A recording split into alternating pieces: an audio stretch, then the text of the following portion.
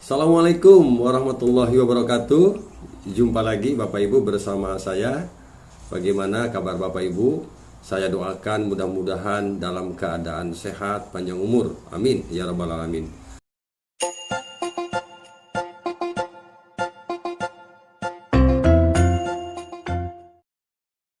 Izin Bapak Ibu, kali ini saya ingin berbagi informasi terkait dengan penerimaan peserta didik baru tahun pelajaran 2022-2023 untuk jenjang SMP.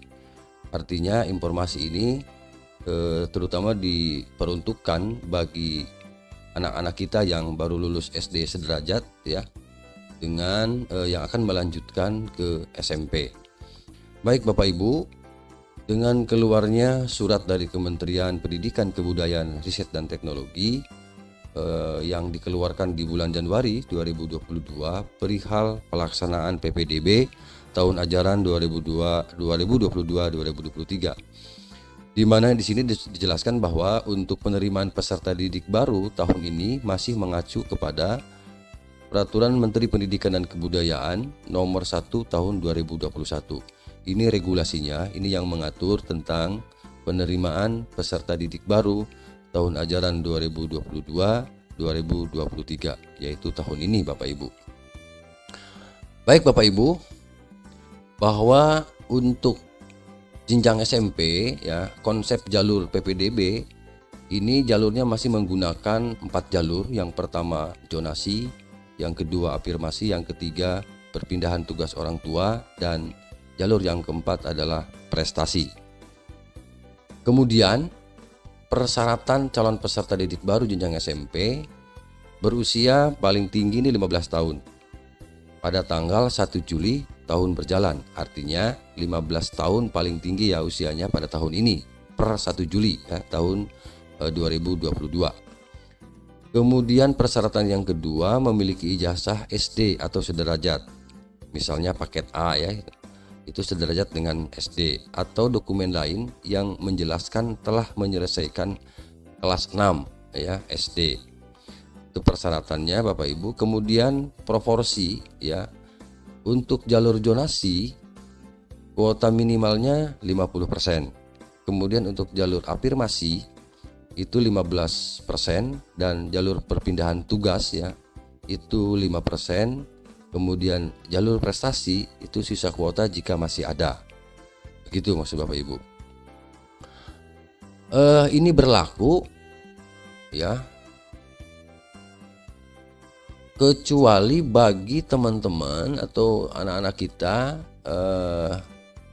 bagi yang sudah atau bagi yang berasal dari pertama sekolah kerjasama, kemudian sekolah Indonesia di luar negeri, sekolah yang menyelenggarakan pendidikan khusus, sekolah yang menyelenggarakan pendidikan layanan khusus, kemudian sekolah bersama, sekolah di daerah 3T Bapak Ibu, daerah yang tertinggal ya. Kemudian sekolah di daerah yang jumlah penduduk usia sekolah tidak dapat memenuhi ketentuan jumlah peserta didik dalam satu rombel belajar. Ini hanya berlaku bagi sekolah-sekolah yang memang di luar yang saya sebutkan tadi, kuota masing-masing zonasi. Begitu Bapak Ibu. Kemudian syarat keterangan domisili ya dalam aturan zonasi. Jalur zonasi diperuntukkan bagi peserta didik yang berdomisili di wilayah zonasi yang ditetapkan pemerintah daerah. Kemudian domisili calon peserta didik berdasarkan alamat pada kartu keluarga yang diterbitkan paling singkat 1 tahun sebelum tanggal pendaftaran PPDB. Jadi ini harus 1 tahun ya, paling tidak. Jadi ini paling tidak 1 tahun untuk kartu keluarga yang dimiliki bagi orang tua yang akan menyekolahkan anaknya di SMP. Dalam hal calon peserta didik tidak memiliki kartu keluarga karena keadaan tertentu, maka dapat diganti dengan surat keterangan domisili ya, dari rukun tetangga, dari rukun warga yang dilegalisir oleh lurah atau kepala desa atau pejabat setempat lain yang berwenang, menerangkan bahwa peserta didik yang bersangkutan telah berdomisili paling singkat 1 tahun sejak diterbitkannya surat keterangan domisili. Begitu Bapak Ibu. Kemudian ini penetapan jalur afirmasi Bapak Ibu. Ini jalur afirmasi diperuntukkan bagi peserta didik yang berasal dari keluarga ekonomi tidak mampu ya, dan anak penyandang disabilitas. Kemudian peserta didik baru yang berasal dari keluarga ekonomi tidak mampu dibuktikan dengan bukti keikutsertaan peserta didik dalam program penanganan keluarga tidak mampu dari pemerintah pusat atau pemerintah daerah. Peserta didik yang masuk melalui jalur afirmasi merupakan peserta didik yang berdomisili di dalam atau di luar wilayah zonasi yang bersangkutan. Jadi ini boleh di luar wilayah ya, dan di dalam wilayah. Penentuan peserta didik dalam jalur afirmasi ini diprioritaskan pada jarak tempat tinggal calon peserta didik yang terdekat dengan sekolah. Jadi memang prioritasnya bagi anak-anak didik kita, calon peserta didik kita yang dekat dengan sekolah, jarak tempat tinggalnya itu mungkin prioritasnya. Nah, itu untuk penetapan jalur afirmasi. Kemudian penetapan jalur perpindahan orang tua. Perpindahan tugas orang tua dibuktikan dengan surat penugasan baik dari instansi, lembaga kantor atau perusahaan yang mempekerjakan. Jadi ini untuk penetapan jalur perpindahan orang tua atau wali dan anak guru ya. Jadi ini ada dua kategori ya, mungkin dari kategori orang tua yang berasal dari umum dan anak guru. Kemudian yang kedua nih, anak guru dapat menggunakan jalur perpindahan tugas orang tua untuk menjadi peserta didik baru ya pada sekolah tempat orang tuanya mengajar. Kemudian penentuan peserta didik dalam jalur perpindahan tugas orang tua diprioritaskan pada jarak tempat tinggal calon peserta didik yang terdekat dengan sekolah. Nah, jadi kalau kita bahas untuk penetapan jalur perpindahan orang tua, ini hanya membutuhkan syarat dibuktikan dengan surat penugasan orang tuanya. Ya, begitu Bapak Ibu. Kemudian untuk jalur prestasi. Jalur prestasi menggunakan nilai rapot 5 semester terakhir yang dilengkapi dengan surat keterangan peringkat rapor peserta didik dari sekolah asal. Jadi ini untuk penetapan jalur prestasi.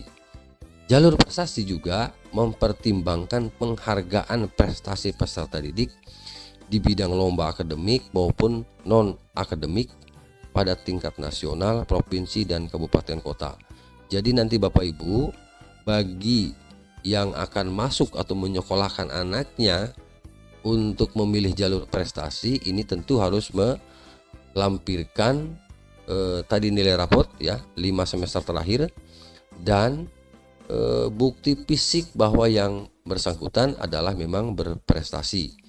Apakah itu surat keterangan, kemudian piagam atau sertifikat ya. Itu sebagai bukti bahwa memang anak ini berprestasi. Kemudian yang ini kita lewat Bapak Ibu ya. Ini tahapan pelaksanaannya Bapak Ibu.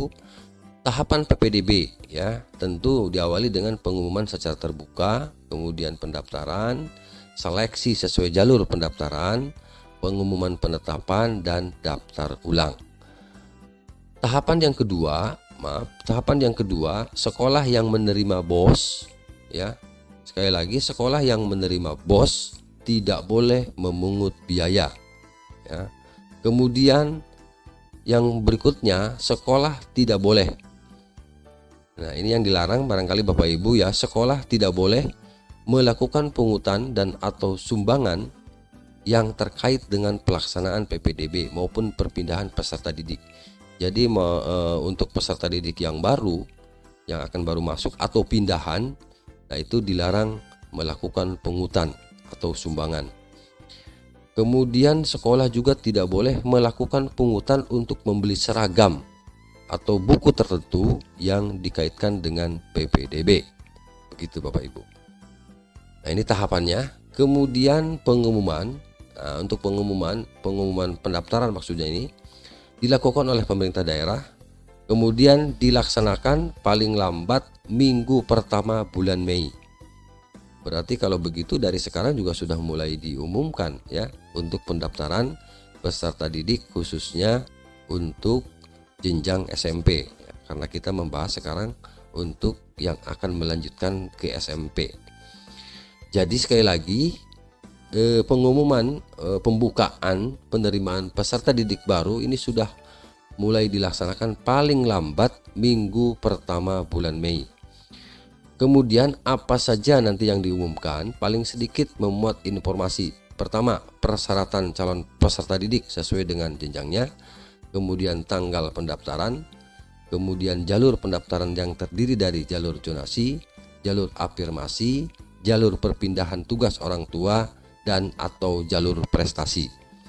Kemudian jumlah daya tampung yang tersedia pada setiap jenjang sesuai dengan data rombongan belajar dalam Dapodik ya, dan tanggal penetapan pengumuman hasil seleksi PPDB. Jadi ini harus menjadi syarat nanti ketika akan mengumumkan. Jadi ini langkah-langkah atau informasi-informasi yang harus termuat ketika sekolah itu, SMP itu akan membuka pendaftaran peserta didik baru. Kemudian selain itu, mengumumkan pendaftaran melalui papan pengumuman sekolah maupun media lainnya, begitu Bapak Ibu. Kemudian untuk pendaftaran ya, ini menggunakan mekanisme daring dengan menggunakan dokumen yang dibutuhkan sesuai dengan persyaratan ke laman pendaftaran PPDB yang telah ditentukan. Jadi pendaftarannya melalui daring Bapak Ibu. Jadi bukan luring ya, tapi online barangkali ya, bahasa pasnya begitu. Kemudian yang kedua, pelaksanaan mekanisme daring menjadi tanggung jawab pemerintah daerah. Kemudian dalam hal tidak tersedia fasilitas jaringan, misalnya blank spot atau jaringannya kurang bagus sehingga tidak memungkinkan ya untuk dilakukan pendaftaran secara daring, maka PPDB ya dilaksanakan mekanisme luring dengan melampirkan fotokopi dokumen yang dibutuhkan sesuai dengan persyaratan. Jadi masih ada keringanan ya, kalaupun tadi di atas tidak bisa daring, maka sekolah yang bersangkutan karena sesuatu hal, misalnya jaringan internetnya kurang bagus atau blank spot, maka bisa dilakukan jalur penerimaan peserta didik baru ini menggunakan luring begitu. Kemudian tahap pelaksanaan PPDB, yang pertama seleksi. Seleksi ini bukan dalam arti seleksi tes ya, tetapi diseleksi jarak tempat tinggal terdekat. Kemudian untuk pemenuhan kuota daya tampung terakhir menggunakan usia peserta didik yang lebih tua. Nah, itu yang dimaksud dengan seleksi pada saat pelaksanaan PPDB. Jadi bukan seleksi tes ya. Kemudian pengumuman penetapan ini dilakukan dengan jalur pendaftaran dalam PPDB. Nah, yang berikutnya berdasarkan hasil rapat Dewan Guru yang dipimpin oleh Kepala Sekolah dan ditetapkan melalui keputusan Kepala Sekolah. Jika Kepala Sekolah belum definitif, maka penetapan PPDB dilakukan oleh pejabat yang berwenang. Setelah itu Bapak Ibu ada daftar ulang dan pendaftaran ulang. Nah, ini dilakukan oleh calon peserta didik baru yang telah diterima ya, untuk memastikan statusnya sebagai peserta didik pada sekolah yang bersangkutan dengan menunjukkan dokumen asli yang dibutuhkan sesuai dengan persyaratan. Kemudian pendaftaran ulang oleh TK dan sekolah yang bersangkutan serta tidak boleh memungut biaya. Jadi tidak ada pungutan biaya pada saat daftar ulang atau pada saat pendataan ulang. Yang berikutnya pengumuman pelaksanaan PPDB ya. Pengumuman pelaksanaan PPDB, pengumuman pendaftaran penerimaan calon peserta didik baru dilakukan oleh pemerintah daerah bagi ya satuan pendidikan yang diselenggarakan oleh pemerintah daerah. Biasanya ini sekolah negeri. Kemudian satuan pendidikan yang diselenggarakan oleh masyarakat yang menerima dana BOS. Jadi yang A ini sebenarnya ini sekolah negeri, kemudian yang B ini sekolah swasta, dan sekolah swasta pun yang ini adalah sekolah swasta yang menerima dana BOS. Pengumuman pendaftaran penerimaan calon peserta didik baru dilaksanakan paling lambat minggu pertama di bulan Mei ya, sebagaimana tadi di awal sudah disampaikan.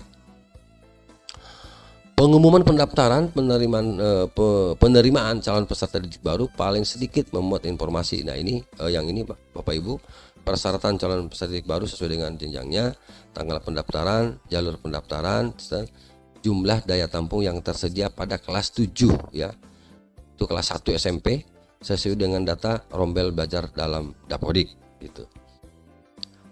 Lanjut Bapak Ibu, peserta didik jalur pendidikan non formal dapat diterima di SMP tidak pada awal kelas 7 setelah memenuhi persyaratan memiliki ijazah kesetaraan paket A dan lulus tes kelayakan dan penempatan yang diselenggarakan oleh SMP yang bersangkutan.